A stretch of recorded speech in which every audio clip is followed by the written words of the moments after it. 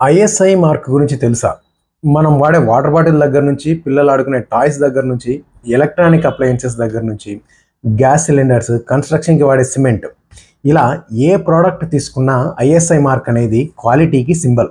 అంతెందుకు మన జాతీయ జెండా కూడా ఎలా ఉండాలి, ఏ మెటీరియల్‌తో చేయాలి, ఏ డైమెన్షన్‌లో ఉండాలి అనేది నిర్ధారించింది కూడా ఐఎస్ఐ అని మీకు తెలుసా?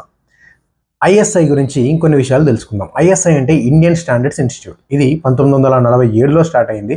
1986లో బ్యూరో ఆఫ్ ఇండియన్ స్టాండర్డ్గా మార్చబడింది. ప్రస్తుతం దాదాపు 150కి పైగా ప్రోడక్ట్స్కి ఐఎస్ఐ సర్టిఫికేషన్ ఇస్తుంది.